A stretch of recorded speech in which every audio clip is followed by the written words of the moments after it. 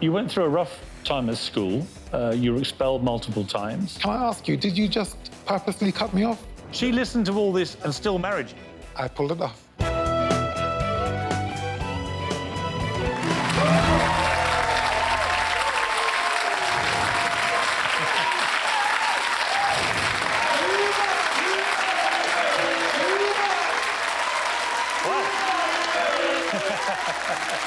I don't think I've ever had a start to a life stories where the audience have been chanting my opponent's name. Well, I am a worthy opponent. Well, you were one of the most successful British boxers of all time. You reigned as world champion for 5 years. You held the WBO middleweight and super middleweight titles between 1990 and 1995. You set a British record of 18 world title defences. But now...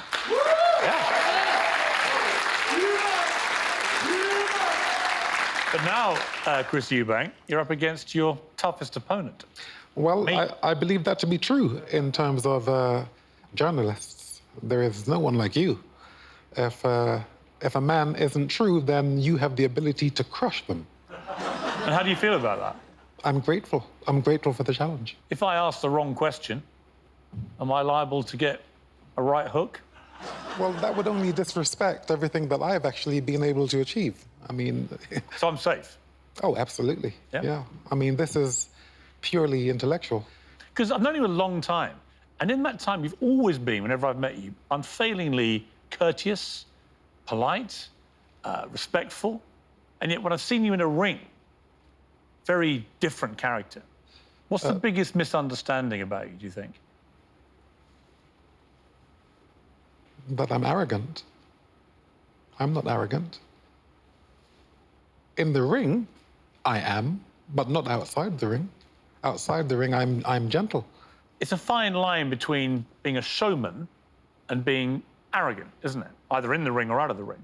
Inwardly, there is a vast difference between a show-off and a showman. And I'm a showman, so I'm doing it to entertain. I'm doing it to say to people, look, if I can do this, then so can you. I mean, you're very flamboyant, always have been. You're very eloquent, obviously. Your voice is very distinctive. Where did that come from? Because I was told you listened to BBC One, the World Service in America, you would listen to. Upstairs, downstairs, do you remember that? Yes. Yeah. You listened to that? You watched that? Yeah. And you would listen to the way they spoke? Yes. And would you be focusing on the accents above or below stairs? Up, presumably. I lived with what was downstairs, yeah. This was up? I was heading upstairs, yeah. So the dress sense, you know, mannerisms, everything. Manners. Your fashion style is unique. You used to change outfit 3 or 4 times a day. I had a responsibility to always look sharp, pristine. Really? You've also spent a lot of money on your hair. That I did. Seems a perverse question tonight, but yes. There's not much left. But when you had more hair, you would fly your hairdresser from Manchester every week for 10 years at a cost of £250 a haircut. True? No, not quite. What's the truth? 3 times a week when I had hair. 3 times a week? 3 times, because I was on TV that much. You'd fly him down from Manchester absolutely. 3 times a week? Yes. So, I mean, the word was you spent about £100,000 on him and hair. It wasn't excess to me. It was dutiful in that I had a duty to actually appear a particular way to the public. Well, we haven't got to the cars yet. But again... The cars are motorbike. You had a Harley-Davidson bike, you had a Range Rover, Aston Martin, Peterbilt truck. Do you still have the truck or not? No, I've had to calm down now. What do you drive now? Just a car. What kind of car? It's just a car. Well, of course it's a car, but, I mean, what kind of car? It gets me from A to B. That's what... So, you know... I'm not trying to be a tabloid. You are now reverting to your early days in journalism. No, I'm asking you for factual information. And it seems to me what you're doing is, for some reason, you're slightly embarrassed about... I am not embarrassed. ...showing or talking about the excess that was going on. I am not embarrassed. I am a gentleman. I never want to entertain in such a way where I'm paying a price for it, where people are saying, well, I don't like him. No, sorry, let me finish this I'm going to do a hang on here. You were the biggest showman in British sport. Of course you wanted people to say, look at me. That was part of your shtick. The way in which you're putting it across, I understand. If we were boxing now, the jab's going strong. You've tried to come in with the big haymaker, and I'm like, wait a second. Okay. Boom, boom, boom. Okay, all right.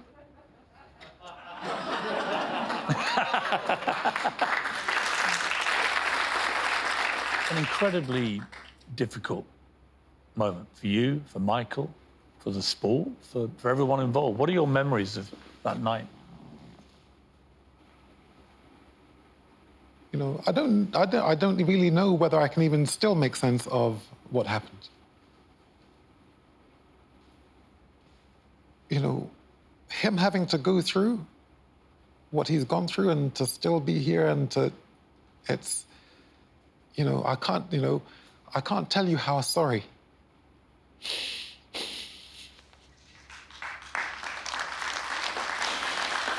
I can't tell you how sorry.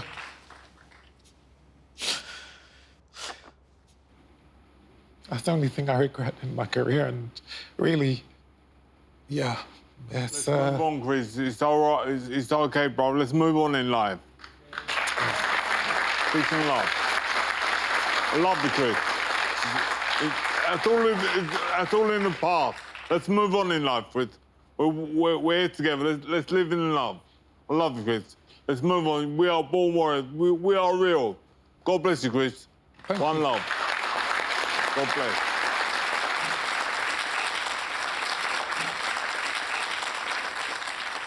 How much does it mean to you to have Michael here? And thank you so much for coming. I greatly appreciate it. Absolute pleasure. But for you, Chris, I mean, to have the man come to your Life Story show as a mark of respect for you, that's an extraordinary thing.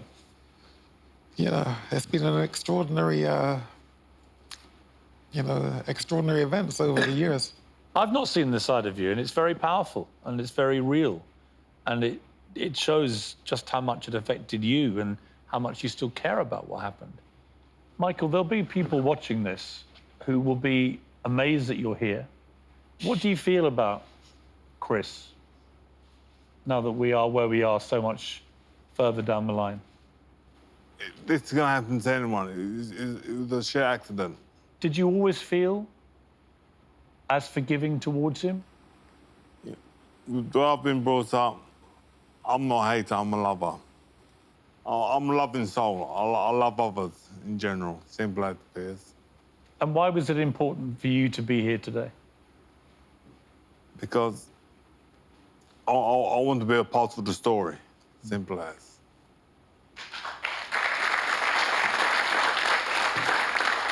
Well, Michael, you are the story. You are the story. Thank you very much. It did change boxing. There was a huge debate into safety. New regulations were brought in. Neurological hospital had to be within 10 minutes of the arena. Ambulance and paramedics on site, increased stewarding. Yeah, many fighters have survived and are able-bodied because of what happened that night to Michael. Because I actually think that even seeing Michael here and hearing him and hearing you talk, that it's not a mug's game. It's a pursuit of extraordinary people who do extraordinary things. And yes, it's a battle, and yes, it's very hard, and it can end in a serious way. But it is something that is worthy of pride as well. I mean, you are a standard bearer. As soon as you start fighting in that ring or on that mat, you know, you've got the world looking at you because the first instinct of a man is to protect, that is to fight. Now, can you be a gentleman while you're doing it? Can you do it truly? Can you go beyond the, you know, you can't win a fight. So do you quit because you can't win? Or do you go on taking that beating? And if you can go on taking that beating, what you're doing for the public, you are lifting their spirits. And there's no better vocation, lifting the spirits of others. You know, whatever your predicament, whatever situation you're in, you can rise. And that's what we do. Let's go back to the start of your life. You were born Christopher Livingston Eubank in London in 1966. Your father was Irvin, your mother was Ina. They come over to the UK from Jamaica in the early 60s, and you have 3 older brothers and a sister. What was it like for your parents as newly arrived immigrants to the UK in that era, do you think? So, you know, the Windrush period. So, you know, our mothers comforted this country. And our fathers helped rebuild the country from the Second World War. They came here and they worked.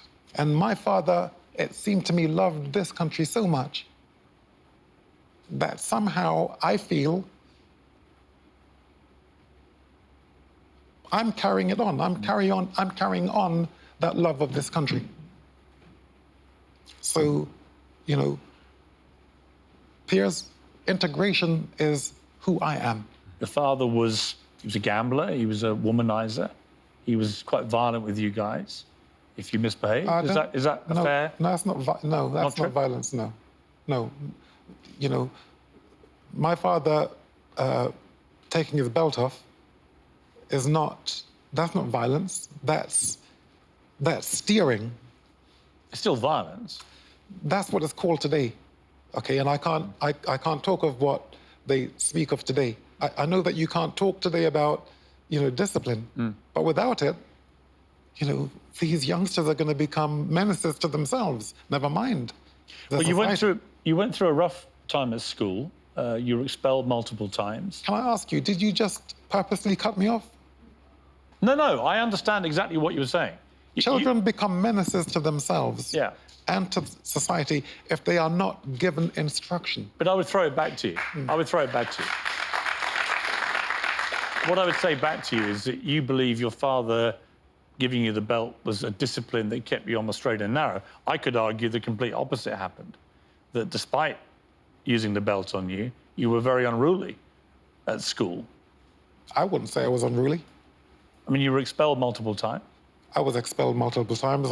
Suspended from one school 18 times? Yeah, in 1 year, that's right. For fighting? For protecting kids who were being bullied. I was doing the right thing. Right. It's called chivalry.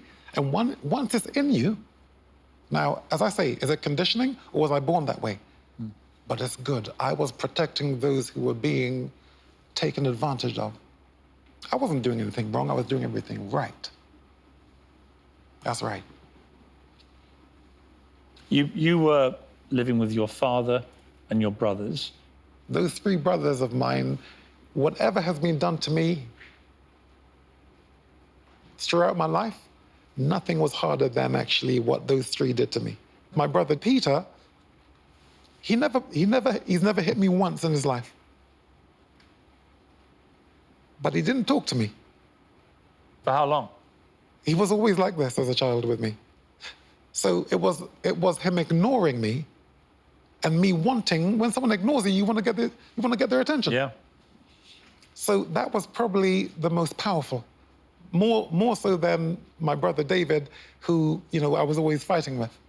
So more so than the pain of those fights, him not talking to me.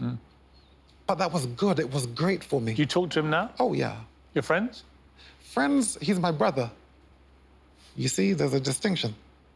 When you were 13, you were taken into care. Eventually, you left, the last care home was in Peckham, I think. You were homeless for a while. Where were you sleeping when you were homeless? Sometimes the back of a car, you know, a mate's house there, a girlfriend's house there. How long was that period of your life? A year. A year? But it was good. And so when I look at my past and all of these things that happened, these were blessings in disguise. And you know, in the end, actions do speak louder than words. You became the champion of the world.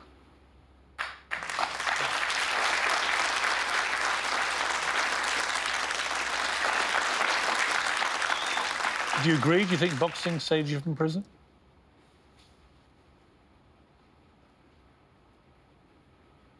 I don't know about that. I don't know how to answer that. I was always smart. I wasn't a blockhead. When you went to New York to be reunited with your mother, you actually jumped bail to do that, right? Yeah. So you could have gone to prison.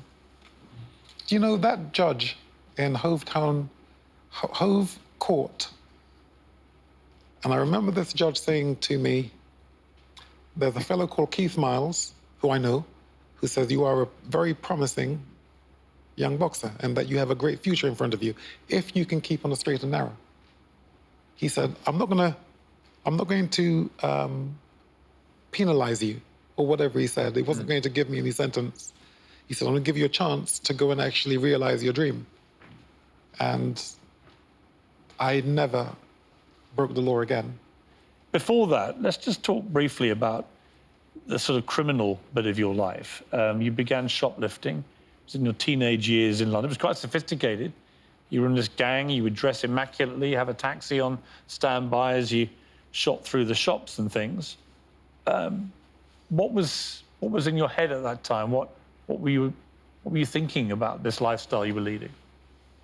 You know, my reasoning at the time was, you know, these shops are charging 400% markup, so they're kind of cheating themselves. That was how you justified it? Yeah. Did you ever hurt people? No. Did any of the gang? No. Definitely not. What would you steal? What was the kind of... Clothes, sunglasses and clothes. That was it? Yeah. What would you do with them? Sell them and keep the ones which were good. Are you ashamed of your criminal past? No, I'm not ashamed of it. Why not? Because I didn't know any better. But now you do. Yes, I do. And you look back on it. I look back and that's who I was then. When I was a child, I talked, thought and reasoned like a child. But now that I'm a man, I've put childish ways behind me. I was a child.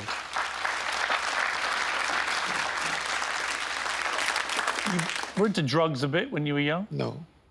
Cannabis? Marijuana is not a drug. What is it? It's a herb. It's a herb. Yeah. Have you tried that defense with the police, or? I don't break the law. Do you still partake of the herb? No. I have too many responsibilities. So I am active. I'm always on duty. Would you legalize cannabis if you were in charge? What do you think? Tell me about the argument on the negative side. The police will tell you a lot of the cannabis, the skunk end of it these days, is much stronger and therefore potentially much more harmful. But if we're just talking about pure herb, what would you say then? Well, you tell me. I'm interviewing you. Well, really? I mean, you are the journalist. No, really. It's called and Piers so Morgan's therefore- Life Stories. Yes, but you are the journalist. No, I understand. But it's not my job to provide the answer to my own questions. But it may be more powerful for the viewers of your program. Well, the viewers want to know what you think. Let me tell you something, Piers. You know, you are an extraordinary man. Thank you.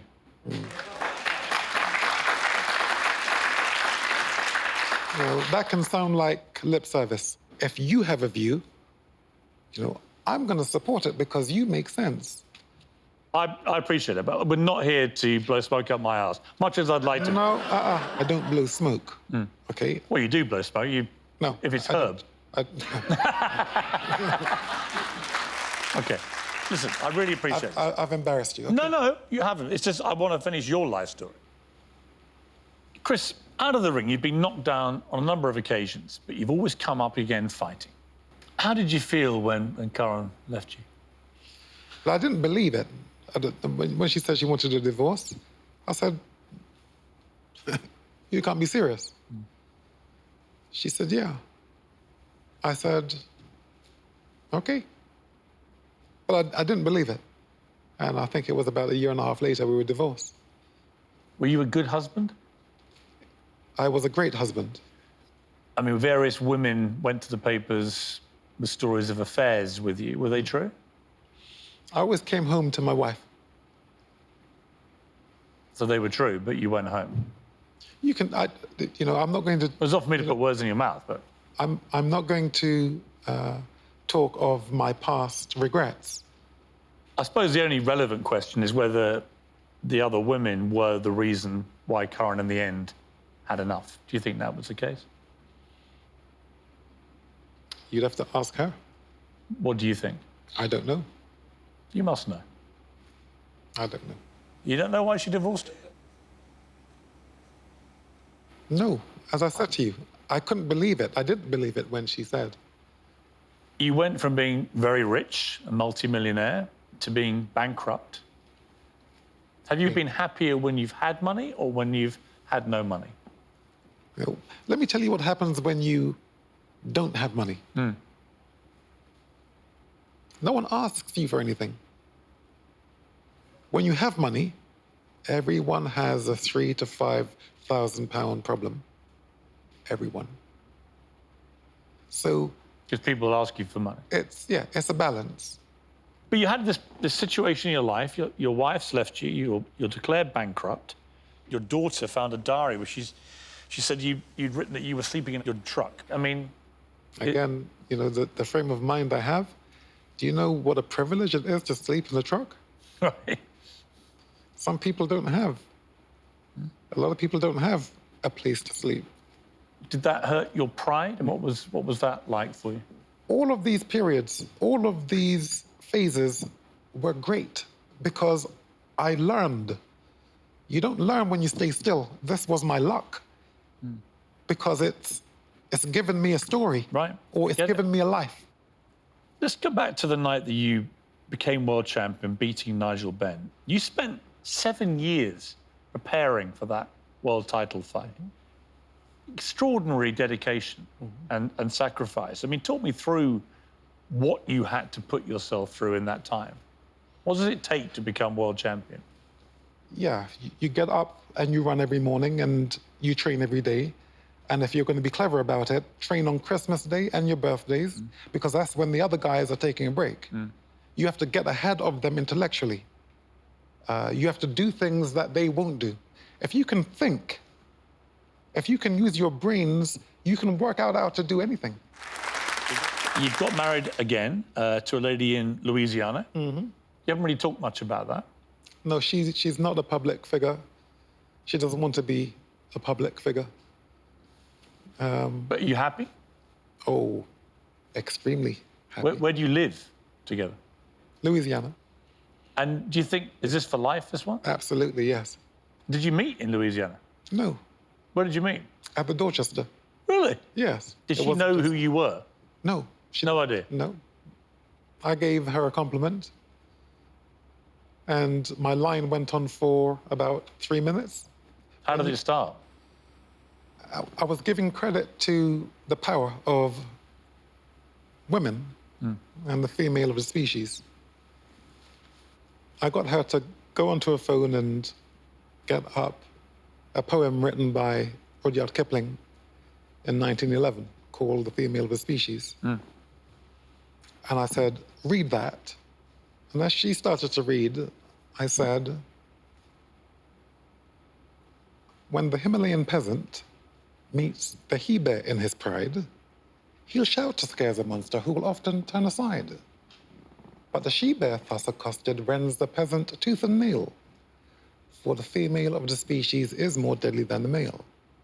She listened to all this and still married you? She didn't just listen to it. No, she read it. She read it as I was reciting. This is so you're reciting the Kipling poem? And she's reading it. Yeah. And it worked. Somehow that you pulled this off. I pulled it off. Well done. A new inspiration has come into your life from your own family. For many people, one Chris Eubank is enough.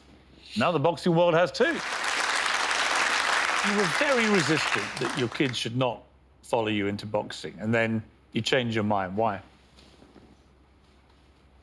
Because he was approaching 16, and you know, I thought, well, I've got to let him do it, otherwise he's going to hold it against me if I stop him, and that will last for many years. And so I had to give him my full backing. Another famous British world heavyweight champion actually played a part in that Oh, decision. Lennox Lewis. Yeah. Yes. What happened? I think he used the analogy of a car.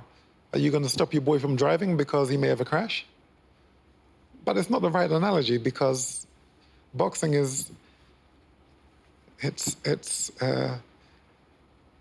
super forensic, and it's not about fighting men. It's about integrity. It's about conduct. It's about code. It's about being real. It's about discipline. If you could write your own epitaph, what would you say about yourself? How would you like to be remembered? How would I like to be remembered? Yeah. It may be reading the pale blue dot. And the pale blue dot may sum up what we have to do as humans. What do you mean, the pale blue dot? It's a philosophy that was recited by Carl Sagan, the former Yeah. scientist. And I asked you to actually I've got it here, yeah. We have a black... cardboard Yeah. piece of paper with a dot on Yes. it. Yes. And, you know, that dot from the sun is how the earth looks. There is perhaps no better demonstration of the folly of human conceits than this distant image of our tiny world. And to preserve, protect, and cherish this, the pale blue dot, the earth, to protect our earth, the only home we've ever known. Chris Eubank, thank you very much indeed.